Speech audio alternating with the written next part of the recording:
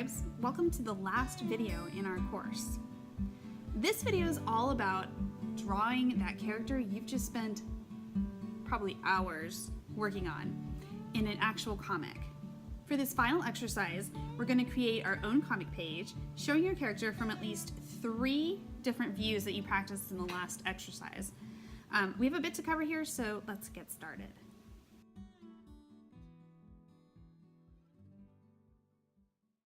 Quickly, I'm going to cover what happens before the final comic is drawn, inked, and colored. Writers may write a script using text editors. Visually, artists use a process called storyboarding to figure out how to tell the story with pictures. Artists use rough, quick sketches to figure out where the characters should stand and interact in the environment. Sometimes these are small, and they're referred to as thumbnails. Once each frame is figured out, a final storyboard and script, if there is one, are given to the penciling artists to begin the process of drawing the comic. Before you draw your final comic, I want you to think about what you want your character to do and which 3 poses you'll be using. Try laying out rough draft scenes of what you would like him or her to do. Try drawing each scene a little differently until you find the option that best expresses the scene. As you can see, there's a lot more to creating comics than just dropping your character into a box. Thinking about each picture is just as important as thinking about what your character is going to say or do. When you're done with your storyboards, I want you to take a photo or scan it in and save it to post along with your final comic in the Google Classroom. There are essentially 3 parts to creating a comic: pencils, inks, and color. In big name comics such as DC or Marvel, all of these are done by different people. You might find that you are better at one part than the other. This is completely normal. Don't get frustrated, and please don't give up. Keep trying. Remember that art, like any skill, takes patient practice. Years and years of patient practice. So one person draws all the pencils, typically using a blue or red erasable pencil. I happen to have something similar that I use myself. It's, again, our favorite Ticonderoga, but this one you'll see is actually got a blue lead. This is so that any pencil that doesn't erase well can be singled out in digital format and erased. For our purposes, I want you to use what you have. Use your regular pencils to draw your pencil sketches.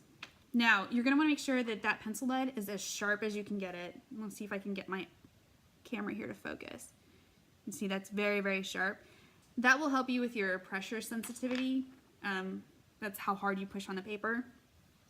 If you push too hard, you might create a groove in the paper itself, and when you put your ink on there, you may not be able to see it right far away, but you'll be able to see it up close, and it may show up as you scan it or take a picture of it. Now that you've completed your storyboards, I want you to take a piece of marker safe paper in letter size, which is about 8.5 by 11.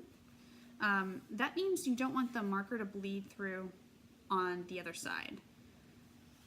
The least expensive option would be sketchbook or media paper. You could use construction paper. However, I am going to caution you that some construction papers have textures. It may change the appearance of your artwork. So just keep that in mind. For the purposes of our examples, I'm going to use what's called Bristol paper. And again, I'm going to show you, it wobbles kind of like, you can hear that? It's kind of like cardstock. The version I use actually comes with different textures on each side. One is smooth, and you won't be able to tell from the camera, I'm sorry. And one is rough. So just keep in mind textures of papers.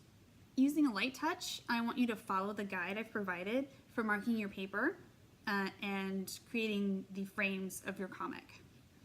If it helps to stay in the frame, you can use acid-free tape. And I use painter's tape because it's pretty inexpensive. Masking tape works well. The reason I say acid-free, if you're using nicer paper and you want to keep your comic If the adhesive, so the glue and the tape, has acid in it, it will leach into the paper and over time destroy your artwork. The second part in the comic process is inking. So in this step, the penciler takes his or her work and hands it over to the inker. Today, this might be done by pen and ink, or it may be done on the computer. Artists will follow examples put together by the character creators. Using black ink, they create outlines, and for some comics, the whole scene is created only in black and white. Shading can be produced using dots or lines. Artists who draw use paper and ink and a variety of pens and brushes to create their lines.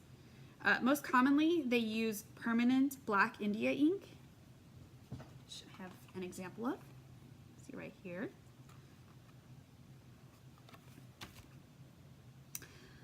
Which is known for its consistency and opacity, or how well it keeps light from shining through. For our purposes, we're going to use markers, whether you have worked out with your parent that that's going to be a washable marker or a permanent marker.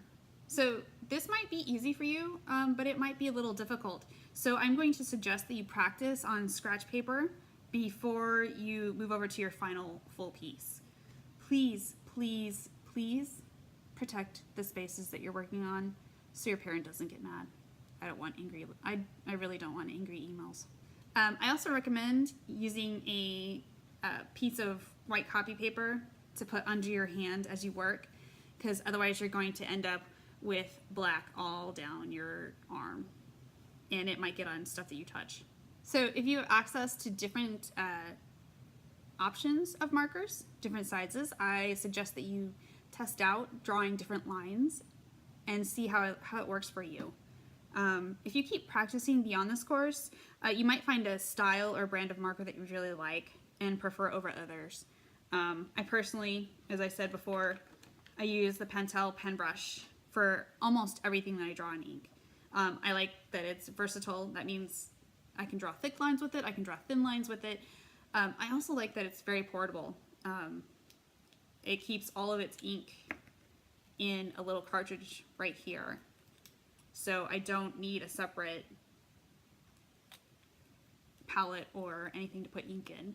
So when you've had a chance to practice working with your inking tool of choice, it's time to start inking your final piece. Start with the outlines of things.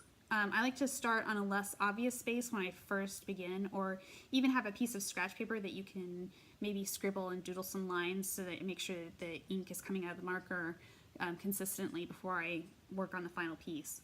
Add ink to all the outline spaces in your drawing and any other part that will be mostly black. Before you move on to the next step, please make sure that your ink is completely dry, and that way it doesn't bleed on when you add color. If you can, maybe let it sit overnight. The last step we're going to practice in comics is adding color. So as with the last step, the color is usually done by another artist other than the inker. However, that's becoming less and less common as comics are inked and colored on the computer. So some comics used to just be in black and white, and that's because it used to be really, really expensive to make things in color. Nowadays, that's becoming less and less of a problem. Color ink is much more affordable, and more comics are using it. So to start out, I want you to dig up those practice ink drawings you made on scratch paper and use them to practice adding color. So you may use whatever tool you choose to add color.